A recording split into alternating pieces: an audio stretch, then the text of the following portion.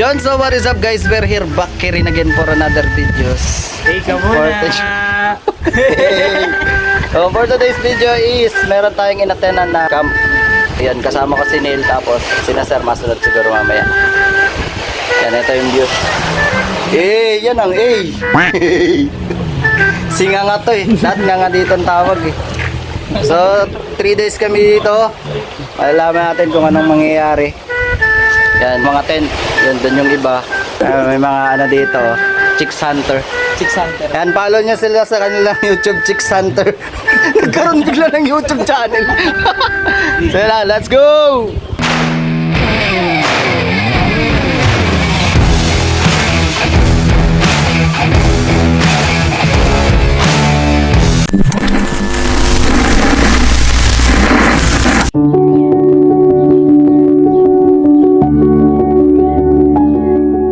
Ay di rin nanganit nagdatingan na ang mga participant at tini ay nasalubong sila ng staff na nagapamigay ng kanilang ID at bowler. Ay eri pala mga participant na eri ay galing sa iba't ibang paaralan din sa Pinamalayan. So yan guys, ano na sila?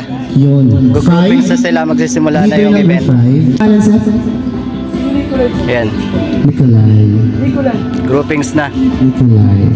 Alam nyo guys, dun sa mga hindi umattend na nakapangalan dito, sayang. Minsan lang mangyari to, no? Sana sumama kayo since na kayo, naka-registered na kayo. Thank you so much. Nakita nyo sana si Neil. Yung mga leader po na nabanggit or yung mga nag-volunteer. Dini pala, inassemble na sila para bumuo ulit ng bagong grupo. Ang plano pala ay paghiwa-hiwalayin yung magkakasama na at magkakakilala na. So guys, ito yung una naming merienda dito. Tonto yung bata. Nakadalawa na yan, kahit ganyan. Ay la, namimiss namin si Paul pag ganitong may kainan, ano? Ang sarap. Binalot.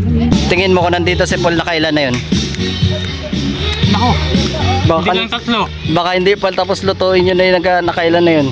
At pagkatapos ng igrupo lahat ng participant ay isa-isa nang nagpakilala ang mga mag-o-officiate ng camp na ito. At pinakilala na dyan kung sino yung president at vice president. Syempre yung mga staff na pwede lapitan ng mga participant if ever may mga kailangan silang sabihin o hingin tulong. At syempre after nyan ay nagpakilala din ang bawat isa sa bawat grupo kasi syempre bago-bago na sila dyan. Iba-iba na yung kasama nila. Hindi na nila kasama yung mga nakasama nila o nakasabay nila pagpunta sa mismong venue. So binigyan sila ng chance na magpakilala isa-isa at doon ko napansin na anong dami palang taga-Image Dede.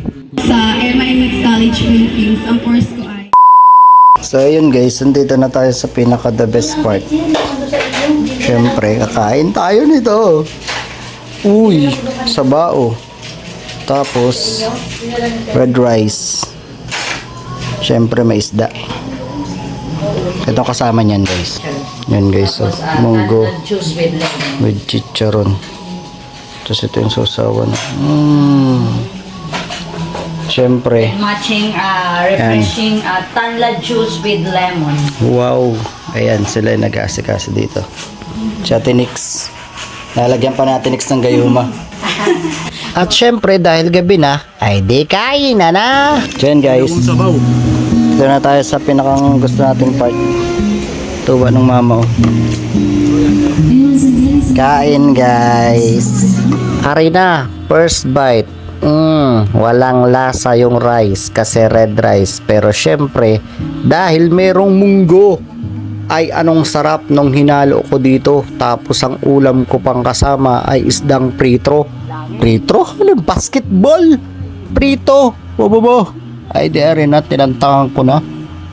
Sarap pala noon. Ay ngayon lang ako nakatikim na rin may halong munggo. At syempre pagtapos ng aming pananghapunan. Ay, napagsabi mo Teo, wala ka naman sa hulog. Hapunan pala. Pagkatapos namin kumain ng hapunan ay dumating si Vice Gov at nagsalita ng kaunting mga litanya lang baga na pambibigay ng motivation para sa mga participant. At after nga ng speech na yan ni Vice Gov ay di ayon tuloy na sa party. Ano daw party? So yun guys, as you can see, tulugan na.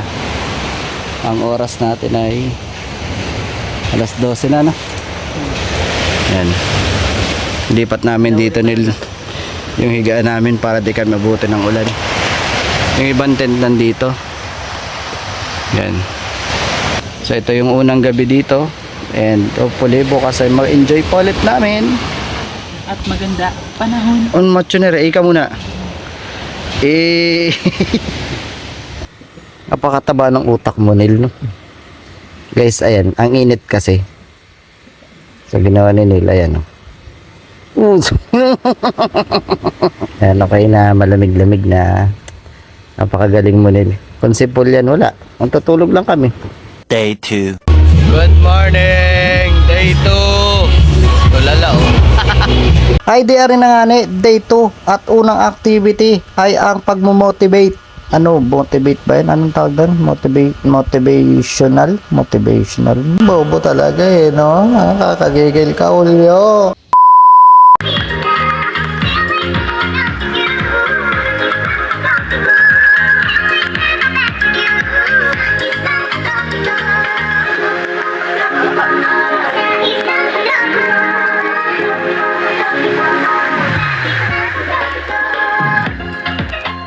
Hey, good morning Philippines. Ayan ang ating almusal for today's video.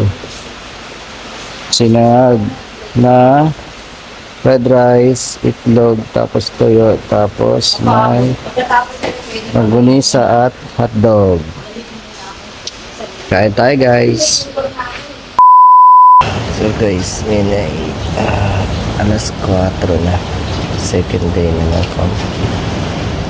At magpapahinga na lang kami tapos mamaya may last night din.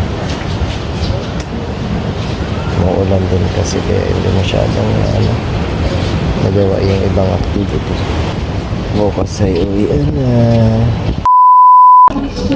Activity sorry, basag ako. Art activity for today is yan, arts. Yan pre. Na ano na yung arts natin? Ang lupit ng arts mo. Madumi no? Depressed kasi. Ay. Kaya pala madumi. Depressed. Kala ko nalunod sa ebak. At dahil nga ni sa hindi magandang panahon ay ayun, tenga kami ng mga ilang oras kasi nga hindi namin magawa yung ibang activity kasi nga malakas na yung alon. Yung Coast Guard ay pinagbawalan na rin yung iba na maligo. Tapos ang ginawa na lang ay pinagpahinga na lang kami. Then after that ay rin na nga ng aming activity. So yun guys, nakikita nyo ngayon yung paghahanda nila para sa aming bundol fight. Mamaya, kasama ang mga Taugamapi. Nandyan, boom, banis. Ginamay. Ayan yung mga tropa natin yung Taugamapi. Shoutout mga idol. Shoutout, idol! Baka team pututo yan. So yan guys, nakikita nyo yan. Yan ang aming kakainin for tonight. Tapos pagkatapos ay inuman na. Boss! Boss! Ay. Boss! Nagugas ka bang kamay mo, boss? Kanina. Ano? Oy! Huling-huli sa camera! Sumubo! Grabe, sarap niyan guys. Uy! Sarap magmukbang dito kasama yung girlfriend mo. Nga. Ano yun?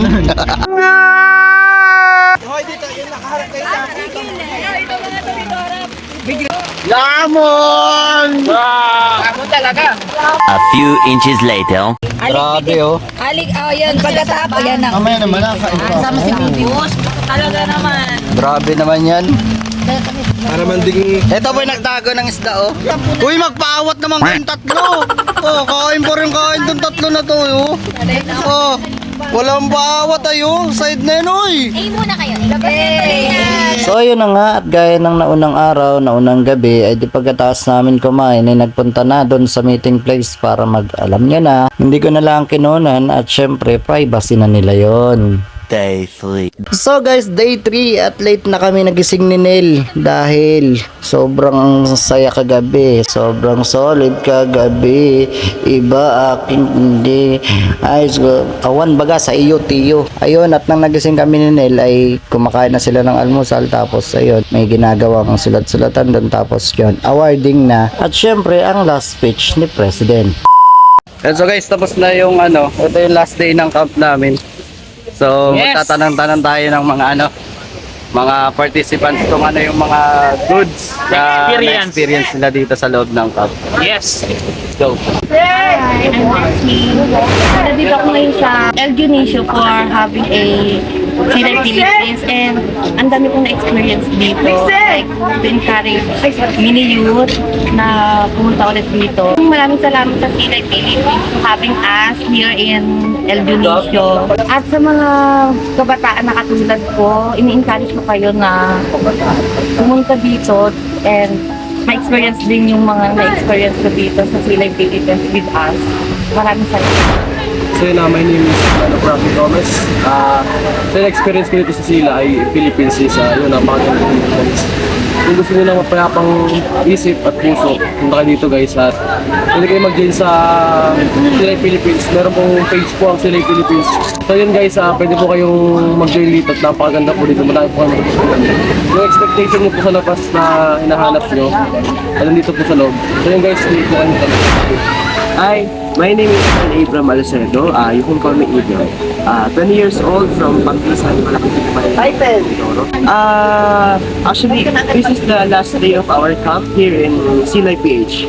At sobrang saya ng sobrang saya ng camping na ito at marami tayong matutunan. Learning from others' experience is very helpful for me kasi aside from the fact na marami akong problema or napapagdaan sa buhay, magandang nakakita tayo ng ibang point of view dun sa buhay ng ibang tao. And sana kayo ay makasama din sa susunod na camp. Hello everyone, magandang araw, mabuhay. Ako po si Arjan Wardina. Ako po ang president and co-founder ng Silay Philippines. And welcome to Camp Isla. Dito po sa camp namin, with this 3-day camp and 2 nights, we were able to provide mental health workshops and activities para po sa mga kabataan. And we are very much grateful dahil naging successful po ang ating event. Ang pinakang goal po natin dito sa Camp Isla, maliban sa magpahinga or magpabuhay, ay magbigay ng lesson for them kung gaano rin po ka-importante ang mental health sa atin. And before po sana mag-start ang academic year 2024 and 2025 ay mabigyan po sila ng chance magpahinga, magkumustahan at magkwentuhan, magbigay or mag-share ng kanilang life experiences, mga stories po nila para na rin mapagaan yung kanilang loob or ma-lessen po yung kanilang burden, ang pressure, stress, or kung ano man pong nararamdaman nila.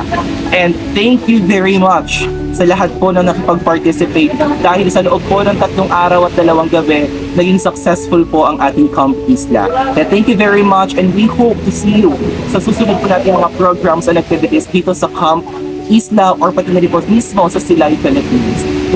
Thank you very much everyone.